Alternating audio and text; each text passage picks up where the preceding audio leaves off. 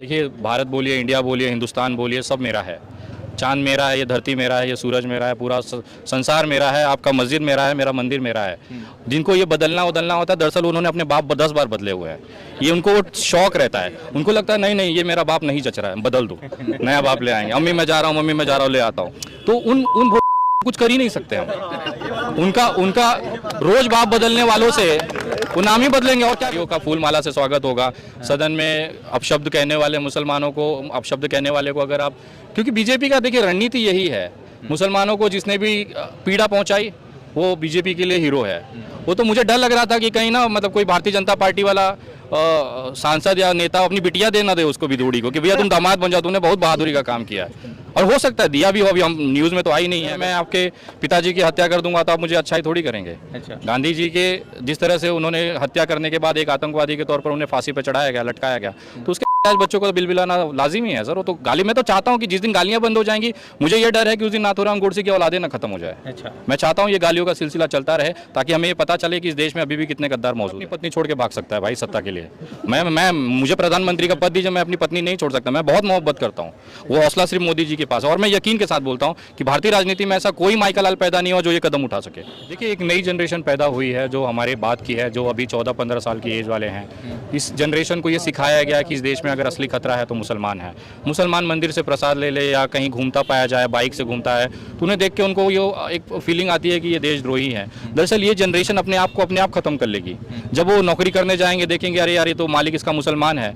कहीं खाना खाने जाएंगे तो देखेंगे मालिक मुसलमान है। कहीं रेस्टोरेंट में जाएंगे तो देखेंगे अरे यार ये तो यहाँ पे मुस्लिम वेटर है। वो उसे अवॉइड करेंगे और यही अवॉइड करते करते वो एक ऐसी जगह आ जाएंगे जहाँ उन्हें एहसास होगा कि वो भूखे मर रहे हैं, उनके हालात आज ये हैं कि 1 रुपया और या सैलरी नहीं कमा पा रहे हैं। और ये जो आने वाली जनरेशन है, ये भारतीय जनता पार्टी का बोया हुआ वो जहर का फल है जो आज आपको ये केला उठाते समय मॉब लिंचिंग, बाइक से टकराने से मॉब लिंचिंग, और ये सिलसिला रुकेगा। उन्हें क्रेडिट दे देना चाहिए क्योंकि जब मैं सूसू करने जाता हूँ तो जहाँ टॉयलेट होता है वो भी मोदी जी की देन है। और मैं सूसू करते समय बहुत उनको धन्यवाद करता हूँ, हाँ मोदी जी सुकून दिया आपने। जब हम वहाँ मूत्रदान तक मोदी जी के नाम कर चुके हैं तो चंद्रयान तो बहुत बड़ी बात है। मैं देखना चाहता हूँ ना, जिस हिंदू भाइयों ने कमल का बटन दबाया था ना, उनके घरों में ना मतलब वो कटोरा लेके सड़क पे बैठेंगे तो मुझे बड़ा सुकून मिलेगा। और मोदी जी एकदम पूरा डेडिकेटेड है। पंडित जी लोग बहुत मन, चाहे हनुमानगिरी मान लीजिए, फिर राम मंदिर मान लीजिए, पंडित जी लोग खुल कर मंडलेश्वर लोग जी आते हैं और लगातार मोदी जी के लिए वोट मांगना शुरू कर चुके हैं। आप देखना चाहते हैं ऐसे मंडलेश्वर और ऐसे लोगों को मेरी बिटिया की शादी में नाचते हुए?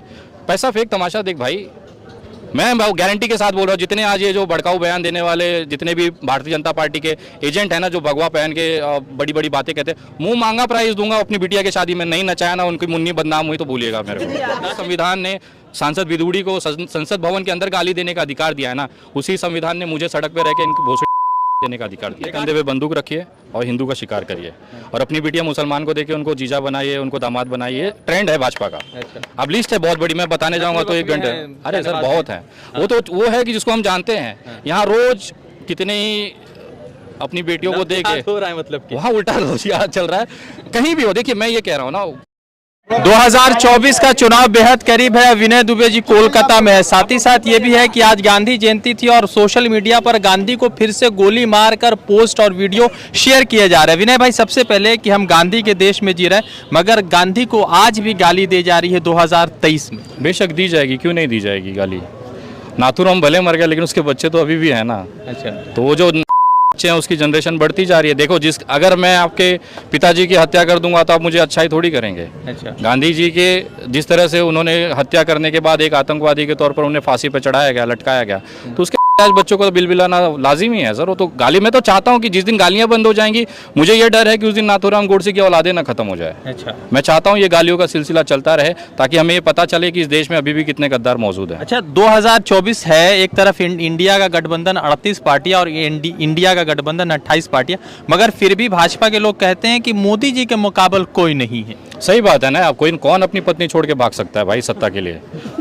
मुझे प्रधानमंत्री का पद दीजिए, मैं अपनी पत्नी नहीं छोड़ सकता। मैं बहुत मोहब्बत करता हूँ, वो हौसला सिर्फ मोदी जी के पास है। और मैं यकीन के साथ बोलता हूँ कि भारतीय राजनीति में ऐसा कोई माइकल लाल पैदा नहीं हुआ जो ये कदम उठा सके। आपको लगता है कि इंडिया जो अलायंस हो रही है ये कामयाब रहेगी आने वाले वक्त? क्योंकि देखा गया इससे पहले, मेरी अगर पर्सनल राय ली जाए तो मुझे बहुत डाउट है कि ये इंडिया अलायंस चुनाव तक बची भी रहेगी। तो एक खतरा है, क्योंकि आपसी लड़ाई है सीट को लेके, कौन जीतेगा वो सब अलग मसले हैं। बड़ी बड़ी पार्टियां जो रहती है वो बड़ी बड़ी दावा करती है, रीजनल पार्टीज हो या अलग अलग सेकुलर पार्टीज हो, लेकिन जब भी चुनाव का वक्त आता है, जब एकजुट होकर लड़ने की बात होती है तो उस वक्त सब हट जाते हैं। देखो, चुनाव अभी लोकसभा 24 के हैं और दुल्हन एक है दिल्ली की गद्दी, बारात एक है लोकसभा 2024, लेकिन दूल्हे जो हैं ना वो 28 हैं।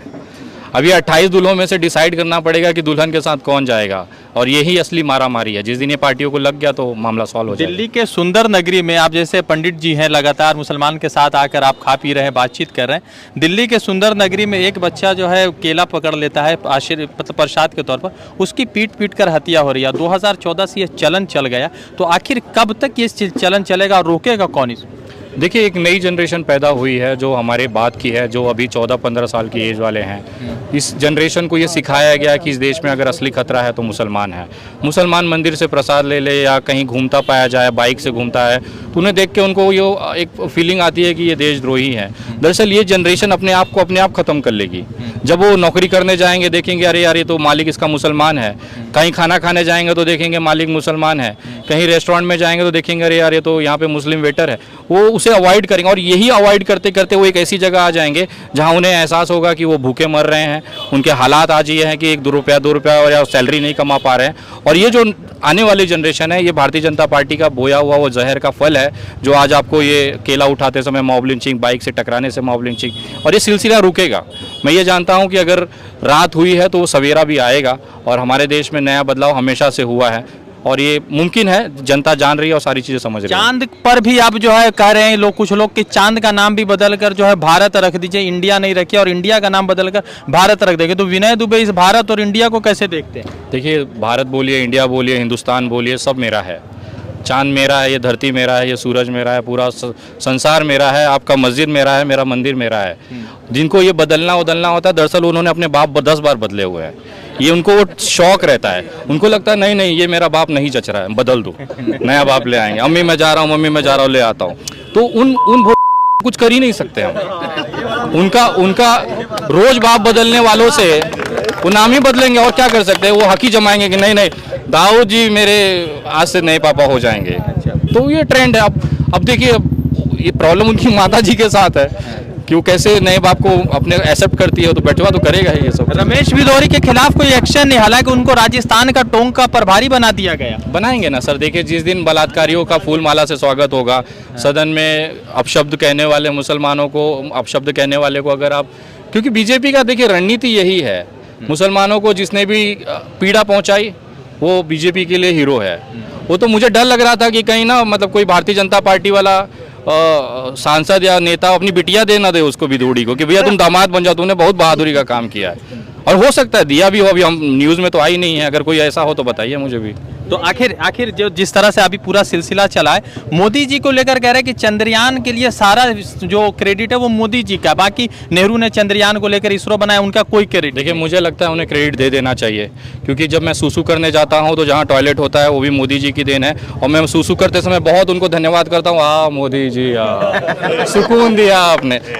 जब हम वहाँ मूत्रदान तक मोदी जी के नाम कर चुके हैं तो चंद्रयान तो बहुत बड़ी बात है। तो 2024 में क्या हो रहा है? मोदी जी आ रहे हैं फिर से कि जा रहे हैं? देखिए, अब वो आ रहे हैं जा रहे हैं वो जनता तय करेगी, लेकिन मैं ये चाहता हूँ कि ना वो अगला एक टर्म और निभा लें। मतलब ये मेरी पर्सनल मैं व्यू बता रहा हूँ, क्योंकि मैं देखना चाहता हूँ ना, जिस हिंदू भाइयों ने कमल का बटन दबाया था ना, उनके घरों में ना मतलब वो कटोरा लेके सड़क पे बैठेंगे तो मुझे बड़ा सुकून मिलेगा। और मोदी जी एकदम पूरा डेडिकेटेड है। पंडित जी लोग बहुत मन, चाहे हनुमानगिरी मान लीजिए, फिर राम मंदिर मान लीजिए, पंडित जी लोग खुल कर मंडलेश्वर लोग जी आते हैं और लगातार मोदी जी के लिए वोट मांगना शुरू कर चुके हैं। आप देखना चाहते हैं ऐसे मंडलेश्वर और ऐसे लोगों को मेरी बिटिया की शादी में नाचते हुए?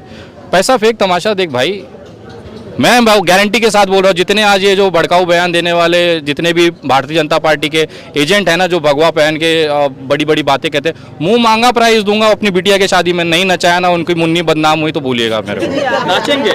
पैसा फेंके, उनकी कीमत से औकात से ज्यादा दे दीजिए, उसका बाप भी नाचेगा। विनय जी, एक बात कहना था कि आप जब इस तरीके की जो अल्फाज और सब जब इस्तेमाल करते हैं और ज़्यादातर जो मुसलमान कह रहे थे, तो क्या लगता है ऐसे शब्दों से और पोलराइजेशन को हवा नहीं मिलती है? देखिए, नरेंद्र मोदी जी ने ये चीज़ को पास किया। अगर वो सांसद में रह के एक सांसद मुसलमान को अपशब्द कह सकता है, मैं तो सड़क पे खड़ा एक आम इंसान हूँ, मैं तो सांसद हूँ नहीं कि मैं संसद में जाके गाली दूंगा।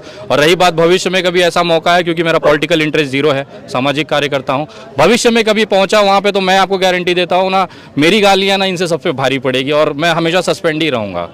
लेकिन कोशिश मैं यही बताना चाह रहा हूँ कि अगर जिस संविधान ने सांसद विदुड़ी को संसद भवन के अंदर गाली देने का अधिकार दिया है ना, उसी संविधान ने मुझे सड़क पे रह के इनकी भोसड़ी देने का अधिकार दिया। एक आखिरी सवाल, 2024 बिल्कुल करीब आ चुका है, देश में हिंदू मुसलमान चल चुका है, भाजपा ने कहा कि पसमानदा मुस्लिम, उन्होंने मुसलमानों को भी जो है उसमें लाने की कोशिश की, तो क्या लग रहा है कि जो पसमानदा आया है और एक तरफ पंडित जी को लाकर मुसलमानों के साथ बैठाकर भाजपा के लोग वोट दिला रहे हैं, तो क्या मतलब कुछ बन रहा है, कुछ दाल गल रहा है इनका? अरे सर, आपको अभी मैं अंदर की बात कैसे बता सकता हूँ? ये क्या है, भारतीय जनता पार्टी का नियम है, मुसलमान के कंधे पे बंदूक रखिए और हिंदू का शिकार करिए, और अपनी बिटिया मुसलमान को देके उनको जीजा बनाइए, उनको दामाद बनाइए, ट्रेंड है भाजपा का। अब लिस्ट है बहुत बड़ी, मैं बताने जाऊंगा तो 1 घंटे। अरे सर बहुत है, वो है कि जिसको हम जानते हैं, यहाँ रोज कितने ही अपनी बेटियों को देके हो रहा है, मतलब कि वहाँ उल्टा रोजियात चल रहा है। कहीं भी हो, देखिए मैं ये कह रहा हूँ ना, मुसलमानों को बीजेपी से और खास तौर पर इस लड़ाई से ना ऊपरी तौर पे उन्हें कोई दिक्कत नहीं है, वो अपना दामाद बना लेंगे, उससे बच्चे पैदा करके नाना बन जाएंगे, लेकिन कार्यकर्ताओं को ये बोलेंगे नहीं खबरदार, मुसलमान दुश्मन है। और यहाँ पे मिला अब्दुल, कैसा मिला बच्चा, चॉकलेट खाएगा। समझ रहे हैं? तो ये दोहरापन है, दोगलापन उनकी पैदाइशी के अंदर है। माता जी आज तक कंफ्यूज है कि ये इसका है। तो इस तरह के जो लोग होते हैं ना, जिनकी माताजी आज भी कंफ्यूज है, वही इस तरह के सवाल रखते हैं, उन्हीं को मुसलमानों में दिक्कत होती है। देखिए आपने उनका कुछ बिगाड़ा होगा, तभी तो जल रहे हैं, तभी तो दिक्कत है। अब वो आप लोग सोचिए आप लोगों ने क्या खोदा है उनका। धन्यवाद। द इंडियन खबर, सच आपके सामने।